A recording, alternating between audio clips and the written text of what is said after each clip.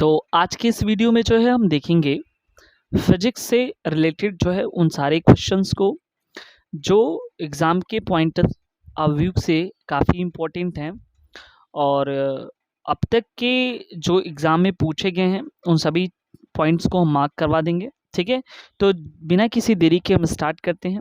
तो सबसे पहले देखो यहाँ पे क्या है कि जो विज्ञान होता है उसको पहले हम समझ लेते हैं विज्ञान होता क्या है। ठीक है, तो यहाँ पे सबको पता है कि जो मनुष्य के अनुभव एवं अवलोकन से, यानी कि ये सीधी-सीधी बात कर लो कि वास्तविक एवं क्रमबद्ध ज्ञान को ही क्या कहते हैं? विज्ञान कहते हैं। ठीक है, तो ये सब तो बेसिक चीज़ है।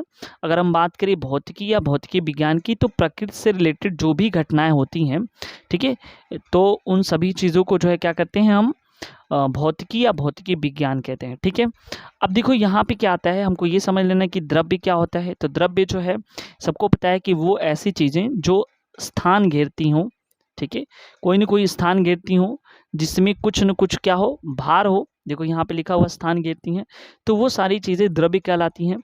तो कोई भी चीज़, एनीथिंग्स, ठीक है, जो क्या हो कि कुछ न कुछ जगह लेती हों, स्थान घेरती हों, उनके पास कुछ न कुछ मास हो, ठीक है, तो वो जो है सारा का सारा क्या कहलाएँगी, वो द्रव्य कहलाएँगी। जैसे मान लो कि यहाँ पे हमारे पास पेन है, तो पेन क्या है, एक द्रव्य है। हवा है, वो भी द्रव्य है। ठीक है, तो ठीक है, यहाँ तक हो गया। अब हम नेक्स्ट देखते हैं कि उपस्थित पदार्थ, यानी किसी वस्तु में उपस्थित पदार्थ क्या कहलाती है, द्रव्यमान कहलाती है। ठीक है, और किसी वस्तु पर पृथ्वी द्वारा लगने वाला आकर्षण बल को भार कहते हैं। ठीक है, यानी कि सबको पता है कि कोई भी नॉर्मली जो ह्यूमन का जो वजन होता है वो क्या होता है, मास कहलाता है। लेकिन तब जब सिंगल, यानी कि जब उस पे जो है ग्रेविटी काम न करे तो वो मास है। ठीक है, जैसे किसी बॉडी पर क्या होता है, जैसे किसी बॉडी पर जो क्या करने लगता है, अर्थ के द्वारा जो ग्रेविटी काम करने लगती है, तो वो क्या कहलाता है, वेट कहलाता है। यानी कि W इक्वल टू जो है m/g होता है। यानी कि यहाँ पे ग्रेविटी जो है इस पे क्या कर रही है, वर्क कर रही है ना, तो ये वेट हो जाएगा। तो इतना हमको ध्यान देना है, जब ग्रेविटी काम करेगी किसी बॉडी पर तो वो क्या हो जाएगा, वेट कहलाएगा। और जब ग्रेविटी किसी बॉडी पे काम नहीं करेगी उस टाइम जो उसको हम क्या बोलेंगे, मास कहेंगे। ठीक है, आई होप ये चीज़ें आपको समझ में आया। चलिए, उसके हम बात करते हैं किसी वस्तु के कार्य करने की क्षमता क्या कहलाती है, ऊर्जा कहलाती है। यानी कि एनर्जी क्या कहलाएगी। अगर मान लो कि कितनी कैपेसिटी है हमारे पास डूइंग ऑफ एनी वर्क, यानी किसी काम को करने के लिए कितनी जो क्षमता है, तो वो एनर्जी कहलाएगी। और इसका कोई शेप और साइज़ नहीं होता है, न तो भार होता है, न ही आकार होता है। तो ये हमको ये समझना है। और उसके बाद ही साथ ये भी हमको जानना है, एनर्जी का एक रूल होता है कि एनर्जी को न तो ख़त्म किया जा सकता है, न ही उत्पन्न किया जा सकता है, इसे केवल बदला जा सकता है। It means energy can not be created nor be destroy, it can change one form to another form. जैसे एग्जाम्पल के तौर पर हम ले लेते हैं कि सपोज कर लो कि हमारे पास जो है मान लो कि अभी जो है इलेक्ट्रिक एनर्जी है। ठीक है, अगर मान लो इलेक्ट्रिसिटी आती है तो क्या है, इलेक्ट्रिक एनर्जी है। ठीक है, अब ये इलेक्ट्रिक एनर्जी जो है क्या होती है, अगर मान लो कि ये बल्ब है मेरे पास और ग्लो कर रहा है, जल रहा है, तो इलेक्ट्रिसिटी आई, बल्ब में पहुंची, तो बल्ब से क्या होगा, लाइट प्रोड्यूस होगा। तो ये किस में कन्वर्ट हो गया, ये एनर्जी जो है लाइट एनर्जी में कन्वर्ट होगी। दूसरी बात जो है क्या होगी, हीट भी प्रोड्यूस होता है, तो ये हीट एनर्जी होगी। वैसे सबको पता है कि जो है आप लोग वो जो है जनरेटर देखे होंगे, जनरेटर।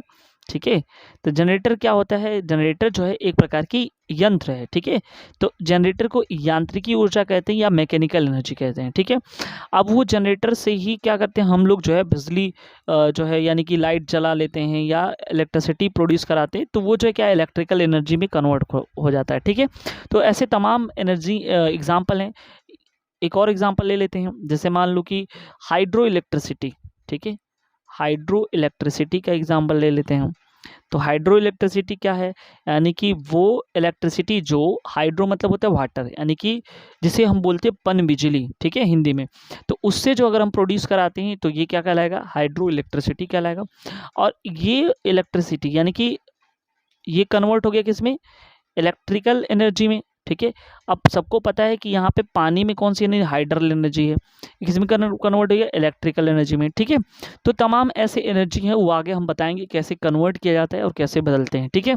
अब हम नेक्स्ट पॉइंट देखते हैं यहाँ पे सीधे सीधे कि यहाँ पे लिखा हुआ यांत्रिकी यानी कि मैकेनिक्स के अंदर जो हम क्या क्या पढ़ने वाले हैं यहाँ पे देखो। ये जो वीडियोस है वो काफ़ी इंपॉर्टेंट होने वाला है, आप कोई भी एग्ज़ाम की तैयारी कर रहे हैं उन चीज़ों को, ठीक है। कहने का बस ये वन लाइनर है, बाकी इससे रिलेटेड जितनी भी पॉइंट्स हैं उन सभी चीज़ों को हम डिस्कस करेंगे। तो यहाँ पे देखिए, अब हम बात करते हैं मात्रक और बीमा की, यूनिट और डायमेंशन की अगर हम बात कर लेते हैं तो यहाँ सीधी सीधी बात है कि मात्रक क्या होता है, हमको पहले मात्रक समझना है, ठीक है। तो किसी भी भौतिक राशि को भाई एक जो है डिनोट करने के लिए एक निश्चित परिमाण की आवश्यकता होती है, ठीक है। और जब हमको वो निश्चित परिमाण जो है अगर हमको पता चल जाए, ठीक है, तो फिर वही क्या कहलाता है, उसी के हिसाब से उसको मेजरमेंट करेंगे तो उसे ही क्या कहते हैं कि वो मात्रक कहते हैं, यानी कितनी मात्रा जो है उसकी है वो क्या कहलाता है, मात्रक कहलाता है, ठीक है। आई होप ये समझ में आए। और जैसी उसका यानी कि कितनी मात्रा है, यानी कि मात्रक से तुलना करके जो है उसको प्राप्त करने की विधि जो है क्या कहलाती है, मेजरमेंट कहलाती है, उसका मापन कहते हैं, ठीक है। अब देखो जो है इसके दो प्रकार होते हैं, ठीक है, मात्रक के दो प्रकार होते हैं। एक तो फंडामेंटल यूनिट होता है जिसको हम क्या बोलते हैं, मूल मात्रक बोलते हैं, ठीक है। और मूल मात्रक को ही हम बोलते हैं बेस यूनिट, ठीक है। जाहिर सी बात है, बेस यूनिट का मतलब होता है आधार मात्रक या मूल मात्रक, ठीक है, या पेरेंट यूनिट भी कह सकते हो, व्युत्पन्न मात्रक या डेराइव्ड यूनिट कहते हैं, ठीक है। तो ये क्या है, ये दोनों जो मात्रक हैं, अब जैसे कि मान लो अभी हम बताएंगे, ठीक है। यहाँ पे देखो द्रव्यमान, लंबाई और समय, ये क्या है, ये मूल मात्रक हैं। ये क्या है, ये मूल मात्रक हैं, इनको जो है मूल मात्रक कहते हैं, ठीक है। लंबाई, द्रव्यमान और समय, ठीक है। उसके बाद आता है वे मात्रक जो इनकी सहायता से मिलते हैं, उनको डेराइव्ड यूनिट यानी कि व्युत्पन्न मात्रक कहते हैं, ठीक है। तो इनकी जो है चार पद्धतियां जो है, चार पद्धतियां बताई गई हैं, वो हमको समझना है कौन कौन सी पद्धतियां हैं, वो अच्छे तरीके से हमको समझना है। तो पहला पद्धति है एसआई यूनिट बोलते हैं, या इंटरनेशनल सिस्टम या सिस्टम इंटरनेशनल बोलते हैं, ठीक है। यह एक अंतर्राष्ट्रीय पद्धति होता है जो आजकल इतने इसमें इस पद्धति से जितने भी वैज्ञानिक हैं इसी कार्य या इसी पद्धति पे जो है कार्य करते हैं, ठीक है। और दूसरा होता है इसमें जो है फुट पॉइंट सेकेंड, ठीक है। तो फुट पॉइंट सेकेंड में क्या होता है कि देखो इसमें पहले फुट लिखा हुआ है, फिर पॉइंट लिखा हुआ है, फिर सेकेंड सिस्टम, इसी को एफपीएस सिस्टम कहते हैं। तो फुट का मतलब क्या है, अभी हमने पढ़ा कि जो लंबाई होती, जो वजन होता है वो द्रव्यमान में होता है। लंबाई किस में है, जो है जो लेंथ होती है वो हम लोग जो है नॉर्मली जो है किस में लिखते हैं, ठीक है। यानी कि किसी चीज़ की लंबाई है, ठीक है, तो उसको हम क्या करेंगे, उसको एल से डिनोट करेंगे, इसको एम से डिनोट करेंगे और समय को क्या करेंगे, टी से डिनोट करेंगे। तो वैसे ही यहाँ पे एफपीएस सिस्टम में क्या होता है कि जो लेंथ होता है उसका मेजरमेंट जो है किस में होगा, फुट में होगा। कितने फुट है, 1 फुट, 2 फुट, 3 फुट ऐसे होता है ना, तो ये फुट की बात करता है। और जो वज़न की बात यानी कि मास की बात करते हैं यानी द्रव्यमान की, तो वो पाउंड होता है। और समय जो होता है वो सेकंड में होता है। तो यही चीज़ यहाँ पे लिखा हुआ, लंबाई किस में है, तो देखो ये फुट की बात कर रहा है, द्रव्यमान किस में है, पाउंड की बात कर रहा है, और जो समय है ये पहले ही बता चुका है, समय किस में है, सेकंड में। तो इसे इस सिस्टम को जो है ब्रिटिश सिस्टम भी कहते हैं, यानी कि जो ये क्या है, ब्रिटिश पद्धति या ब्रिटिश सिस्टम भी कहते हैं, याद रखना। यानी कि हम दो चीज़ पढ़ लेंगे, एक एसआई सिस्टम नॉर्मल सिस्टम जो साइंटिफिक सिस्टम भी कह सकते हो या वैज्ञानिक जो है मात्रक भी कह सकते हैं, और दूसरा जो है ब्रिटिश पद्धति एफपीएस सिस्टम जो फुट पॉइंट सेकेंड यानी कि फुट जो है आपका लेंथ को डिनोट करेगा, पाउंड जो है मास यानी कि द्रव्यमान को, और सेकेंड जो है समय यानी कि टाइम को डिनोट करेगा। आई होप पीछे समझ में आया। उसके बाद बात करते हैं एमकेएस सिस्टम की, यानी कि एमकेएस पद्धति की, ठीक है। तो एम यहाँ पे डिनोट कर रहा है, जो एम है यानी कि मीटर, लंबाई जो किस में होगा, तो वो मीटर में होगा, ठीक है। द्रव्यमान किस में होगा, तो वो जो है यहाँ पे देखो किलोग्राम लिखा हुआ है, ठीक है। और समय किस में होगा, तो ये सेकंड में होगा। तो ये चीज़ें आपको याद रखना है कि इसमें कौन से सिस्टम में क्या क्या होंगे। उसके बाद अगर हम बात करें सेजियस सिस्टम की, तो यहाँ पे जो है जो लेंथ होगी यानी कि लंबाई होगी सेंटीमीटर में होगी, ठीक है। द्रव्यमान जो है ग्राम में होगा, ठीक है। और समय सेम होगा, वो सेकंड में होगा, ठीक है। इसे मीट्रिक या फ्रेंच सिस्टम भी कहते हैं। आई होप ये चीज़ समझ में आया, ठीक है। उसके बाद आता है हमारा नेक्स्ट चीज़, ठीक है। तो 4 सिस्टम हमने डिस्कस कर लिया। ये पहले ही हम बता दिए हैं कि जो है कैसे इसको डिनोट करते हैं। तो द्रव्यमान को जो है एल से और जो है द्रव्यमान को एम से और लंबाई को एल से और समय को जो है टी से डिनोट करते हैं। अभी ये चीज़ जो यहाँ पे बता रहा है, ये बता रहा है डायमेंशन को, ठीक है। डायमेंशन को बता रहा है, यानी कि बीमा कैसे जो है हम निकालते हैं, ठीक है। बीमा बेसिकली क्या होता है, एक मेजरमेंट होता है, और हम पहले ही पढ़ चुके हैं कि तो जो है कि लेंथ, ब्रीथ, लंबाई और द्रव्यमान और समय, 3 जो है हमारे पास मूल मात्रक होते हैं, और इन्हीं मूल मात्रकों को जो है डिनोट करके जो है हम क्या करते हैं, सभी जो है बनाते हैं। तो ये याद रखना है कि लंबाई जो है किस में होगा, आपका ये लंबाई जो है किस में होगा, एल में होगा। और इसको हमेशा जब भी डायमेंशन के केस में लिखते हैं तो ये बड़े ब्रैकेट में, ठीक है, बड़े ब्रैकेट में लिखेंगे लंबाई को ऐसे, डायमेंशन ऑफ लेंथ, और ये डायमेंशन ऑफ मास यानी कि द्रव्यमान का ये बीमा है, और ऐसे करके अगर टी लिख देंगे तो ये समय का जो है बीमा है, ठीक है। यूप ये चीज़ें आपको समझ में आ रही हैं, ठीक है। ये कैसा सेशन रहा है आप जो है कमेंट सेक्शन में कमेंट करके ज़रूर बताएं, ठीक है। उन सारी चीज़ों को हम डिस्कस कर रहे हैं जो आपके एग्ज़ाम के पॉइंट ऑफ व्यू से इम्पॉर्टेंट है। यहाँ पे जो है जो चीज़ लिखा हुआ उससे जो है मैं अधिक ही बताऊंगा आपको, क्योंकि ये सारी चीज़ें तो वन लाइनर में लर्न करने के लिए, ठीक है। तो सबसे पहले यहाँ पे हम देखते हैं कि जो यहाँ पे लिखा हुआ है कि एसआई पद्धति की मूल मात्रक, ठीक है। एसआई पद्धति की मूल मात्रक की बात करते हैं तो यहाँ पे जो है सिस्टम, अभी हमने पढ़ा ना पहले इंटरनेशनल सिस्टम के, तो वहाँ पे जो इसके मूल मात्रक हैं यहाँ पे दे के रखा गया है। ये आपको जो है टोटल 7 है, इसको लर्न करना है, ठीक है। कितने हैं टोटल, जो है 7 है, इसको आपको याद करना है। और ये जो पूरक मूल मात्रक है जिसे बोलते हैं सप्लीमेंट्री, ठीक है, यानी कि इनकी सहायता से ही ये मिले हैं या इनको ही कंप्लीट करते हैं, सप्लीमेंट्री यूनिट इसको बोलते हैं। तो सबसे पहले आपको याद रहना चाहिए कि जो मास होता है यानी कि द्रव्यमान का जो मात्रक होता है किलोग्राम, लंबाई का मीटर, टाइम का जो है यहाँ पे सेकेंड होता है, और ये जो टेम्परेचर यहाँ पे लिखा हुआ है यानी कि तापमान का जो है केल्विन होता है, विद्युत धारा इलेक्ट्रिक करंट जिसे हम कहते हैं एम्पियर, ठीक है, और ल्यूमिनियस इंटेंसिटी जिसे जो तीव्रता कहते हैं उसकी कैंडेला होता है, और पदार्थ की मात्रा यानी कि अमाउंट ऑफ मैटर या क्वांटिटी ऑफ मैटर इसे मोल कहते हैं। और रिप्रेजेंट कैसे कहते हैं, उनकी सिंबल ये चीज़ आपको दिया होगा, केजी, मीटर को एम से, सेकेंड को एस से, कैल्विन को के से, एम्पियर को ए से, सी डी यहाँ पे लिखा हुआ है, कैंडेला सी डी से, और मोल यानी कि एम ओ एल से डिनोट करते हैं। आई होप ये चीज़ समझ में आए। अब देखिए यहाँ पे जो है एंगल की बात करते हैं, जो सप्लीमेंट्री एंगल को बता रहा है, डिनोट कर रहा है। तो एक होता है, एक प्लेन एंगल होता है जिसे तलीय कोण कहते हैं, इसको रेडियन में देखेंगे। घन कोण या ठोस कोण की बात करें सॉलिड एंगल में स्टे रेडियन, इसे आर से डिनोट करते हैं। तो ये कई बार एग्जाम में ये पॉइंट्स पूछा गया है कि जो है कैसे डिनोट करते हैं, इनका सिंबल क्या है, तो आपको बिल्कुल याद रहना चाहिए, ठीक है। एसआई पद्धति में प्राचीन मात्रकों के आधुनिक नाम वगैरह संकेत वगैरह तो कि बिल्कुल आपको पहले से ही पता होगा। फ्रीक्वेंसी यानी कि आवृत्ति जो है हर्ट्ज होता है, इसका प्राचीन नाम पहले जो इसे कंपन प्रति सेकेंड कहते थे, कंपन प्रति सेकेंड, उसके बाद हर्ट्ज कहलाएगा। तापमान डिग्री सेंटीग्रेड होता था, अब डिग्री सेल्सियस का आ गया। ज्योति तीव्रता को कैंडेला शक्ति यानी कि कैंडेला पावर कहा जाता है, लेकिन अब नॉर्मल जो है कैंडेला कहा जाता है, ठीक है। लेंथ की कुछ जो है बड़ी यूनिट की बात करते हैं। सबसे पहले तो लेंथ को आपको पता होगा कि मीटर, किलोमीटर, सेंटीमीटर, ठीक है। इस तरह से छोटी यूनिट्स तो बहुत हैं, लेकिन बड़ी यूनिट्स से कभी क्वेश्चन बन जाता है तो वहाँ पे देख लेते हैं, ठीक है। तो सबसे पहला आता है लाइट ईयर यानी कि प्रकाश वर्ष।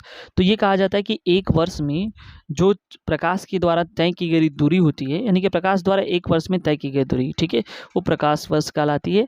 यह लंबी दूरी का मात्रक होता है। और ये पूछता क्या, ये थोड़ी ना पूछेगा कि आपसे प्रकाश वर्ष क्या होता है, यहाँ पे ये पूछेगा कि एक लाइट ईयर में कितने मीटर होते हैं। तो ये बिल्कुल आपको रट जाना है। 9.46 इंटू 10⁻15 मीटर जो है वो दूरी तय करता है। किलोमीटर में बात करें तो 9.46 इंटू 10⁻12 किलोमीटर जो है यहाँ पे दूरी तय करता है, ठीक है। खगोलीय मात्रक की बात करते हैं एस्ट्रोनॉमिकल यूनिट की, तो ये सूर्य और पृथ्वी के बीच की औसत दूरी को खगोलीय मात्रक कहते हैं, ये बिल्कुल याद रहना है। ये है 1.495 इंटू 10⁻15। तो आपसे एस्ट्रोनॉमिकल यूनिट भी पूछ सकता है, ठीक है।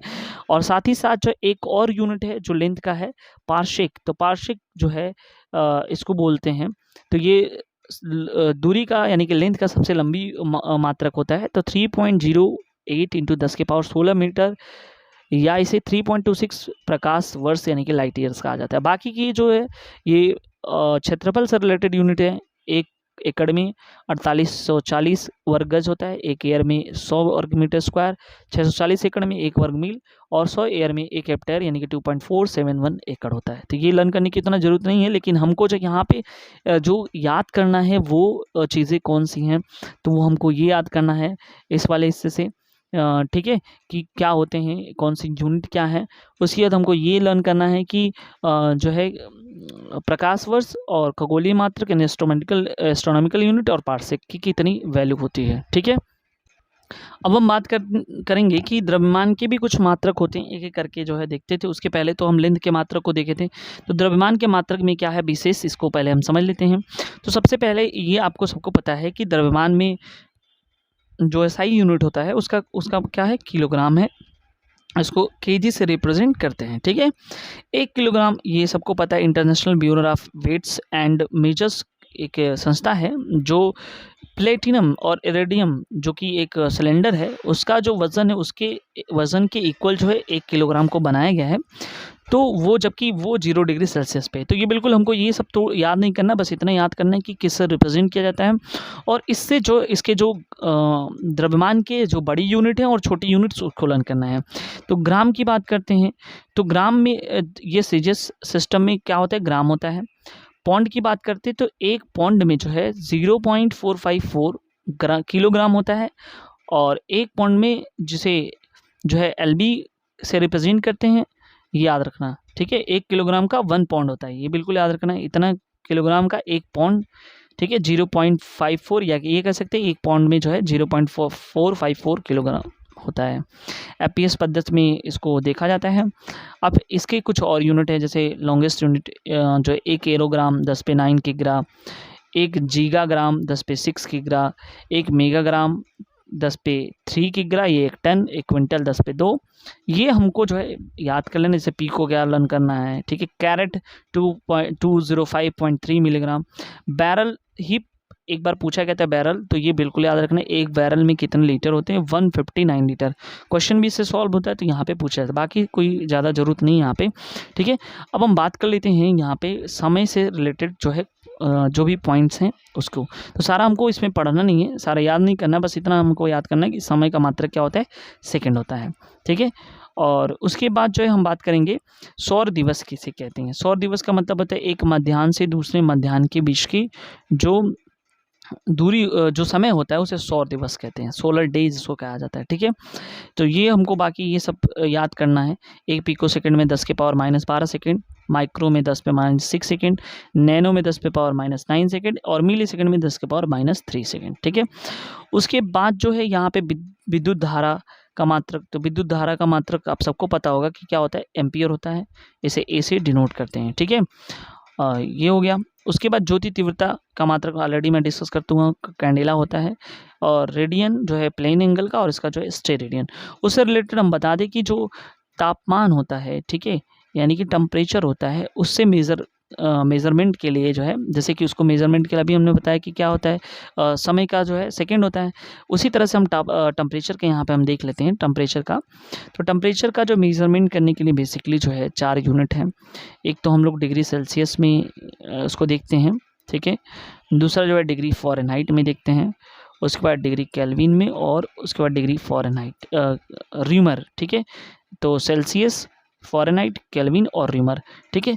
जब कभी भी देखो, कभी कभी चेंज करने के लिए पूछ देता है कि कैसे जो इसको चेंज किया जाए, जैसे कि मान लो कि यहाँ पे लिखा हुआ है 27 डिग्री सेल्सियस है, अब इसको जो है चेंज करने के लिए बोलेगा कि डिग्री केल्विन में हमको बताओ, ठीक है। तो कुछ करना नहीं है, इसके लिए बेसिक एक फार्मूला होता है। फार्मूला ये है कि हम क्या करते हैं कि उसको जो है जब भी जो कुछ भी रहेगा, ठीक है, उसमें 273 ऐड कर दोगे तो वो केल्विन में बदल जाए, यानी केल्विन, यानी कि ये अगर 273 इसमें जोड़ दे 27 में, तो ये हो जाएगा आपका 300 डिग्री केल्विन, ठीक है, ये याद रखना। उसके बाद अगर हम बात करते हैं कि नॉर्मल ह्यूमन बॉडी टेम्परेचर इससे पूछ लेता है, कई बार एग्जाम में पूछा गया है, तो सबको याद होना चाहिए कि नॉर्मल जो सामान्य तापमान होता है वो डिग्री सेल्सियस में 37 डिग्री सेल्सियस होता है। फ़ारेनहाइट की बात करें तो 98.6 फ़ारेनहाइट होता है, और अगर केल्विन की बात करें तो 310 डिग्री केल्विन होता है। तो ये बिल्कुल जो है ह्यूमन जो बॉडी टेम्परेचर इसको लर्न कर सकते हैं, क्योंकि पहले जो है नॉर्मली से इस 37 डिग्री पूछता था, लेकिन अब जो है क्वेश्चन का ट्रेंड जो है ये बिल्कुल बदल दिया है। ठीक है, महत्वपूर्ण राशियाँ और उनकी बीमाएँ हमको याद करना है, तो देखो बिल्कुल उसमें कुछ ज़्यादा लोड लेने की ज़रूरत नहीं है, क्योंकि इसमें जो है इतनी आसान भाषा में ये चीज़ें दी हुई हैं कि बेसिक चीज़ और बाकी तो हम क्लियर करा ही रहे हैं। ठीक है, आयतन जिसको हम वॉल्यूम से जानते हैं, इसको V से रिप्रेजेंट करते हैं। सबको पता है कि आयतन में क्या होता है, लंबाई, चौड़ाई और ऊंचाई होते हैं, 3 चीज़ें।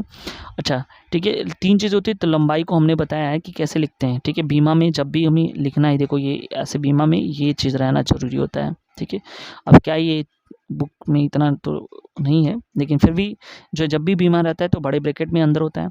तुमको हम बताए थे कि जो बीमा में ये होता है, लंबाई को कैपिटल N से, द्रव्यमान को कैपिटल M से, और जो है समय को जो है कैपिटल T से जो डिनोट करते हैं विद ब्रैकेट। ठीक है, लार्ज ब्रैकेट। तो यहाँ पे जो है देखो लंबाई को भी L से डिनोट करेंगे, चौड़ाई को भी L से, और ऊंचाई को भी, तीनों को मल्टीप्लाई करेंगे L के पावर 3 हो जाएगा। ठीक है, क्षेत्रफल को सबसे पता है कि लंबाई इंटू चौड़ाई होता है, तो ये क्या हो जाएगा, L इंटू L स्क्वायर हो जाएगा। ठीक है, तो इसका यूनिट जो है, लंबाई का यूनिट क्या होता है, मीटर में होता है, तो मीटर 3 बार है तो लंबाई 3 बार मीटर क्यूब हो जाएगी, ये मीटर स्क्वायर हो जाएगा। ठीक है, अब आगे की बात कर लेते हैं। जैसे कई बार एग्ज़ाम में, एसएससी वगैरह के एग्ज़ाम में जो है पूछ लिया जाता है कि ये जो है डायमेंशन वगैरह बताने के लिए। ठीक है, तो घनत्व का पहले तो हमको डेंसिटी, ठीक है, डेंसिटी का फार्मूला हमको अगर याद है तो हम ऑटोमेटिक निकालेंगे। द्रव्यमान को किससे लिखते हैं, M से लिखते हैं। ठीक है, और आयतन को किससे लिखते हैं, V। अब अभी जस्ट हमको पता है आयतन क्या होता है, लंबाई इंटू लंबाई इंटू लंबाई। ठीक है, तो ये क्या हो जाएगा, M ऊपर है, इसका बीमा ऐसे लिखेंगे, और नीचे L के पावर 3 हो गया है। ठीक है, अब देखो जब भी इसको लिखेंगे तो हम क्या लिखेंगे, M। ठीक है, ये हो गया, L के पावर 3 ऊपर चला गया तो L के पावर -3 हो जाएगा।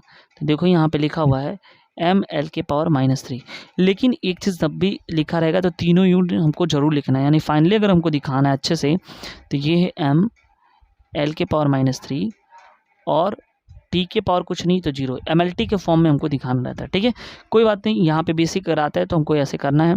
तो याद रखना कुछ इंपॉर्टेंट, वेग का पूछ सकता है, LT पे -1 होता है। ठीक है, त्वरण का जब ये दोनों है तो वेग परिवर्तन का ही दर तो त्वरण होता है, यानी कि कितना टाइम लग रहा है, तो LT पे -2 हो जाएगा।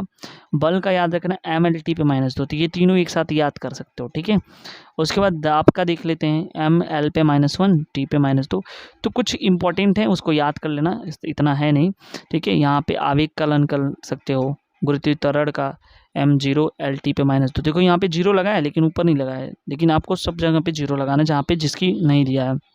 ऐसे मान लो यहाँ पे तो नहीं दिया है M, ठीक है, तो यहाँ पे हम M0 लगाएंगे और इस सबको ब्रैकेट में, यानी अलग अलग ब्रैकेट में करेंगे, इकट्ठा नहीं। ठीक है, तो ये चीज़ हमको याद होना चाहिए। ठीक है, अब हम कुछ जो है महत्वपूर्ण मात्रक एवं संकेत उसके देख लेते हैं। तो ये तो सबको पता है कि चाल का क्या होता है, मीटर पर सेकेंड होता है, बल का न्यूटन होता है, आवेग का न्यूटन पर सेकेंड होता है।